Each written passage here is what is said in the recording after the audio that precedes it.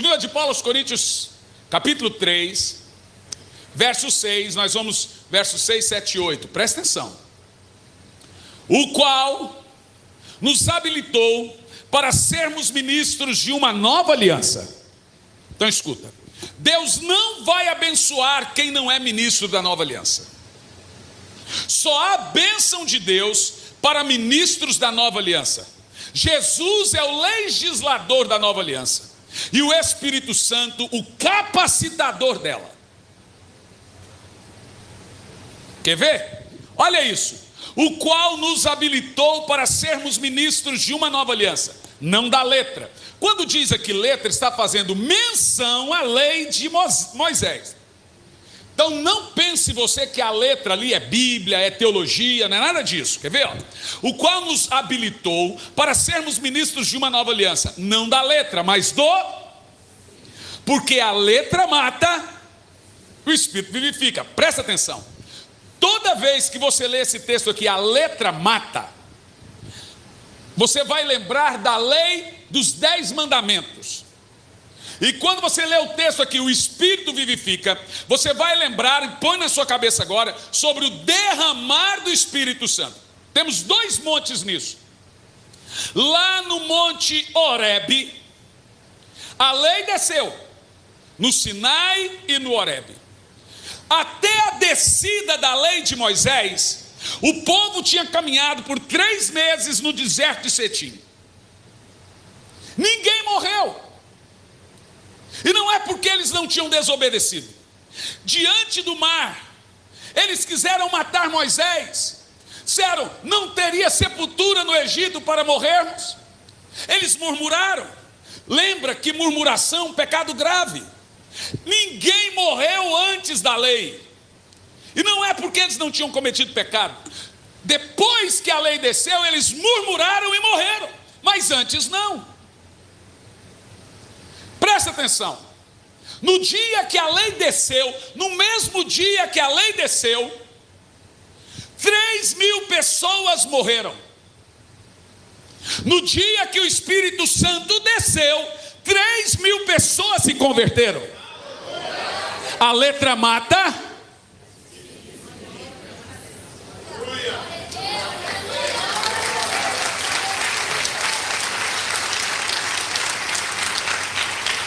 Começa a entender. O cajado de Moisés. O cajado de Moisés transformou em cobra. O cajado de Moisés transformou a água em sangue. O cajado de Moisés trouxe pragas. Mas o cajado do Espírito, não. A letra mata e o Espírito vivifica. O cordeiro de Moisés trouxe morte.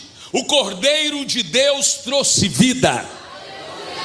Por quê? Porque o ministério da letra, da lei, é diferente do ministério do Espírito. E é isso que eu quero te explicar aqui. Continua o texto. Presta atenção nisso. E se o ministério da morte... Então qual a letra que mata ali?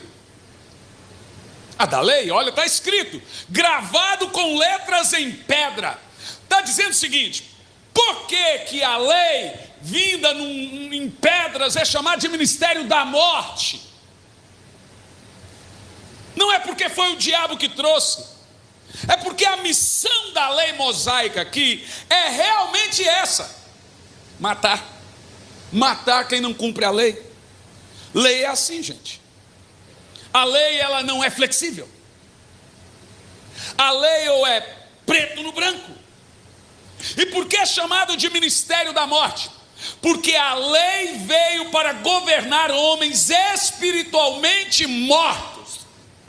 A lei veio antes de Cristo para governar aqueles que estavam debaixo da lei, mortos em seus pecados e delitos. A lei, gravada em pedras, é o ministério da morte.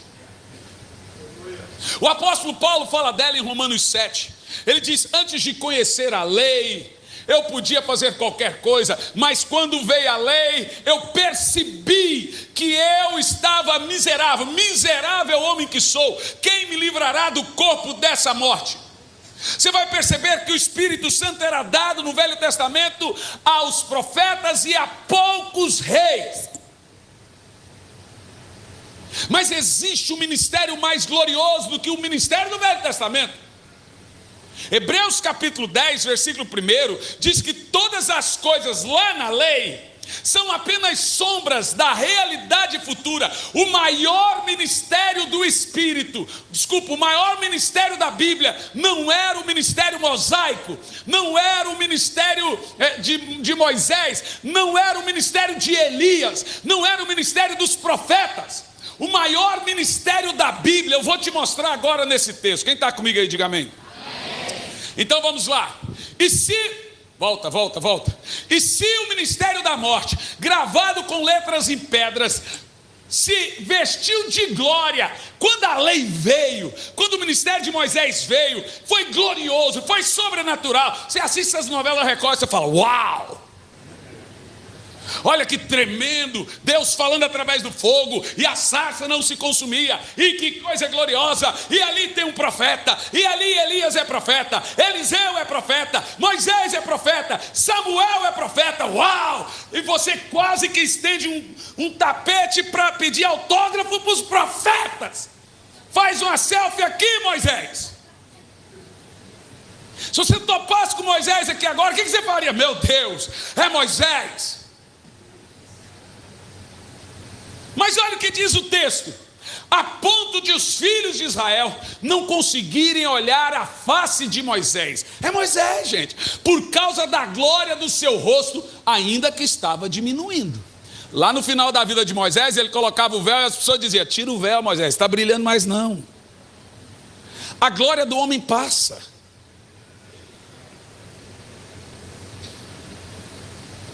Mas eu quero te mostrar o maior ministério da Bíblia. Não há na Bíblia um ministério tão grande, tão sobrenatural, quanto esse que eu vou te mostrar. Maior que o de Moisés e os 10 mandamentos juntos. Maior que a vinda da lei. Deus mesmo escreveu com o seu dedo a lei. Veio em glória. Moisés teve que tapar o rosto, que ninguém conseguia olhar para o rosto dele. Estão prontos para ler o próximo texto? Está dizendo o seguinte: se o ministério da lei, gravado com letras, foi glorioso, a ponto das pessoas não conseguirem olhar para o rosto de Moisés, agora eu dou pausa, respiro e jogo para o próximo verso, verso 8, vai lá. Como não será maior glória ao ministério do Espírito? Então deixa-me te explicar uma coisa. Todos os ministérios são gloriosos. Quem nunca leu de Samuel cheio do Espírito Santo, sobre Moisés cheio do Espírito Santo? Todos os ministérios são tremendos e lemos e glorificamos a Deus. Mas o maior ministério da Bíblia é a descida do Espírito Santo. É como ele revestiu os crentes, é como ele batiza os crentes. Nada é tão glorioso quanto o espírito profético do Espírito Santo. Aleluia! Dê ao Espírito Santo um brado aí.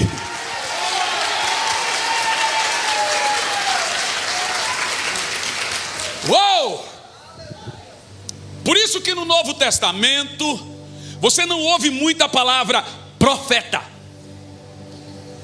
e sim profetas. Aquele profeta do Velho Testamento, o oráculo, ele não existe mais no Novo.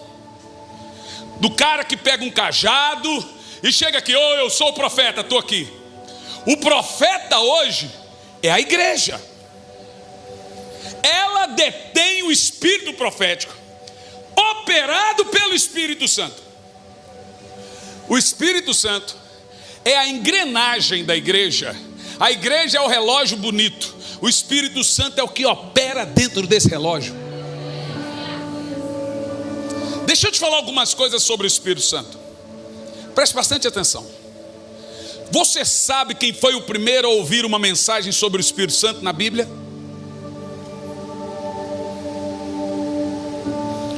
Pensa. Em 1 minuto eu quero a resposta.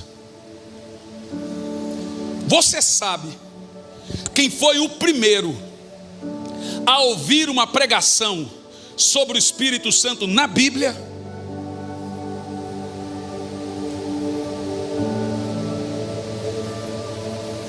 Acabamos de ver um texto que é muito categórico pelo apóstolo Paulo.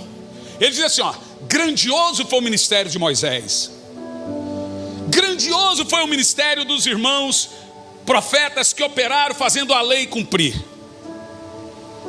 Se tudo isso foi grandioso, condiciona, grandioso mesmo, abrir mar, trazer praga. Mas veja, o ministério de Moisés era grandioso e trazia morte. A letra mata. Mas o ministério do Espírito é grandioso e traz, o Espírito vivifica. Tudo isso grandioso. Agora, quando eu fui analisar a Bíblia Sagrada, e eu percebi quem foi o primeiro a ouvir uma mensagem sobre o Espírito Santo e recebeu o Espírito Santo com promessa a seus descendentes. E essa promessa dada a esse irmão, o primeiro da Bíblia, se cumpre no Pentecoste. Foi prometida, ele recebe, ele ouve a mensagem, recebe a promessa que se cumpre no Pentecoste. Gálatas capítulo 3, vamos começar pelo verso 8 e depois o verso 14. Gálatas 3, verso 8. Vamos pegar um pouco desse capítulo. Gálatas 3 e 8. Presta atenção. Ora, tendo a Escritura prevendo que Deus justificaria pela fé os gentios, pregou o evangelho a Abraão. Você lembra que Abraão sentou com Deus e ouviu o evangelho? Olha o que o texto diz: tendo Deus previsto que os gentios seriam salvos pela fé, se assentou com Abraão e pregou o evangelho para Abraão. Gente, isso é muito poderoso. Está dizendo que o próprio Deus pregou para Abraão. Você sabe, não foi um anjo, foi o próprio Deus. Pregou para Abraão. Aí a pergunta que você tem que fazer é: em ti serão benditos todos os povos da terra. Aí você fala assim: qual é a bênção que os povos recebem por serem descendentes de Abraão? Quem são os descendentes de Abraão? Responda.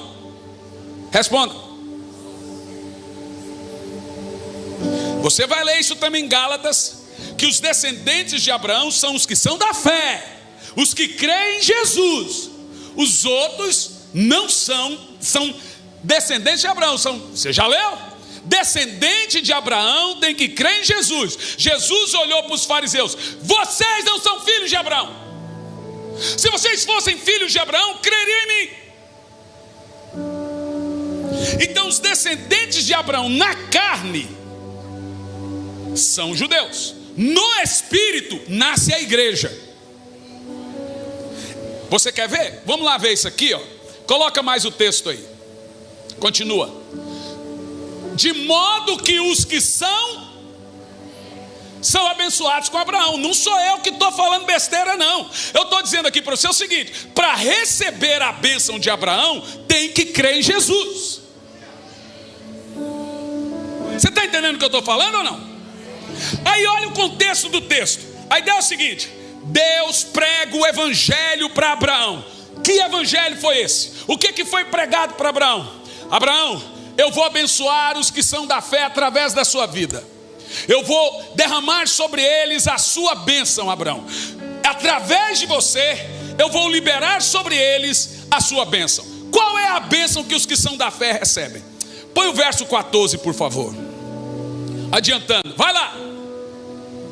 Lê em voz alta, vai lá. Em Cristo Jesus, a fim de que recebessem pela fé o Espírito prometido. Uau! Eu amo isso! Aleluia!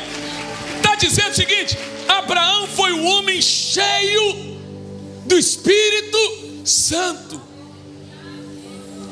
Esse é o registro do primeiro patriarca recebendo o Espírito Santo e dizendo: todos os gentios estarão selados através de você, Abraão. Quando se crê em Jesus, eles também recebem o Espírito prometido. Então aí vem a pergunta: qual foi a mensagem que Abraão recebeu lá no deserto? Do Espírito Santo. Pega o texto: para que eles também recebam o Espírito prometido. A promessa foi feita em quem? A vida toda nós ouvimos falando de promessa a Abraão, promessa para que recebêssemos a promessa feita a Abraão. Está ali a promessa: recebam o Espírito